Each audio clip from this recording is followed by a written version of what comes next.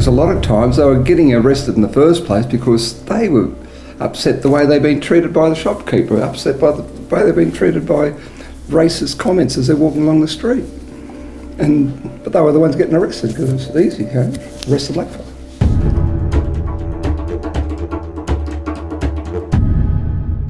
Well, I'm a Dungutty, Gumbaynggirr person from the mid-north coast. The tribal areas from Corindi down to Yarrabini, the Nambucca area, Yellow Rock, Coffs Harbour, and my father come from that area. My mother come from the Dungutty tribe, which is from the Macleay Valley, Pacey, and I also got relatives from the Biripi, Anawan, and the Bundjalung. And your name is? My name is Richard Pacey. Yeah. Mama Shirley Smith, she said, you've come a long way, and this was in 75. She said,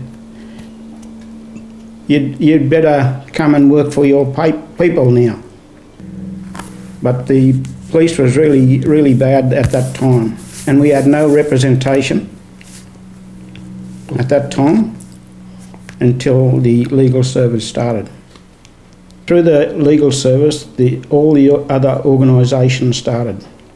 There was the children's service, the medical service, the housing company. They backed all those other organisations. Yeah, well, my name's Ernie Magni, Ernest Magni, but everyone knows me as Ernie. And I've been with the ALS since '77.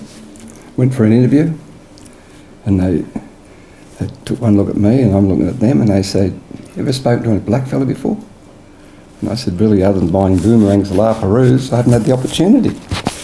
"Well, how do you feel working for us blacks?" And I looked at them and said, "Shit, I'm Italian, and most of my relations are darker than you, because I'm mostly Sydney people." And they laughed, and they said, "Where are you educated?" I said, "Oh, Sydney University, I've got an economics degree and a law degree." They said, "No, where'd you grow up?" I said, "Campsie." "You know the North Coast, do you?" they said. Case of a mistaken identity of town. So I thought it was a separate question. He said, "Yeah." So 2 years later, I got the job, but 2 years later we opened up our office in Pacey. And if you think that mistake comes up, even last weekend I was in Pacey. A distraught mother rang me on the mobile phone, came through to me, told me a family name, and because I know most of the people in this area, I said, "No, it's not a well-known name to me at all." And so your son got arrested this morning. He's already in Cobham. How'd they get him down there, so far away from Pacey? No, I'm in Campsie. I said, "Well, that's strange, because I'm in Campsie. I'm in Campsie Street, Campsie. Where are you at?" So it just shows you, even to this day, we still get confused. But that was a poor mum whose child was arrested in Sydney, and she was well taken care of, I think, by the ALS, and she was content, and I imagine she would have been at court on Monday. And that's what I've been doing every Monday since then, 33 years or more, and loving every minute of it, really. But by the time I got there in '77, we were a rough and ready bunch. Yeah. But in the meantime, the police didn't think much of us. They had an internal team that had dossiers on everyone in the Aboriginal Legal Service, and none of them were flattering. So even the courts, begrudgingly first, but now with open arms, embrace that there's the ALS, embrace that there's professional people that can articulate in their lingo and their jargon what they need to know. The Children's Service, it was really a direct spin-off out of the ALS. Yeah. It really sprung from assisting in bail for juveniles. A lot of them were country kids down Sydney, and there was nobody to go bail for them. bail seemed to be a bigger issue in those days than it is today.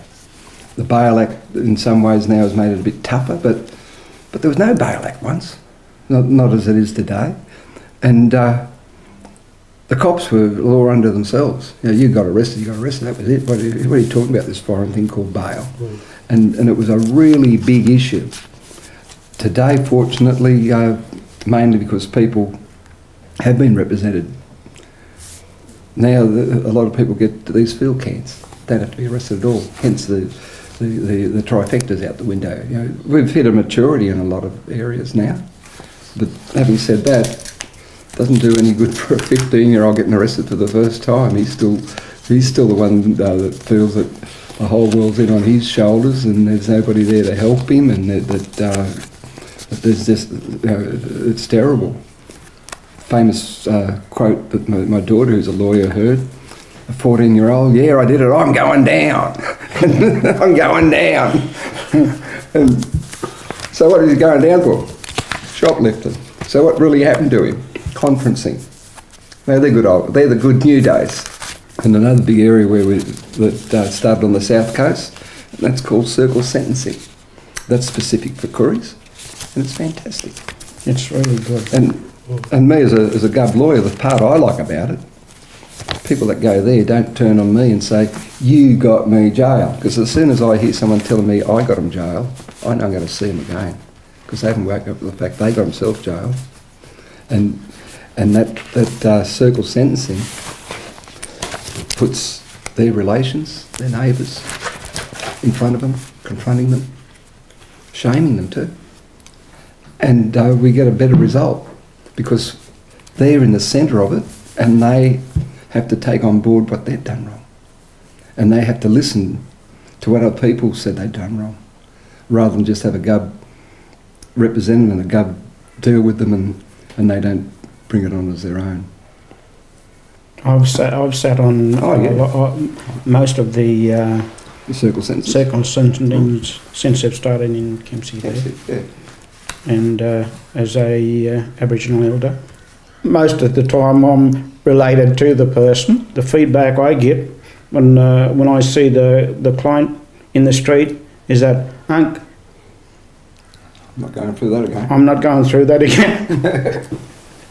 You know, you put me on the right track now. You know, thanks for that.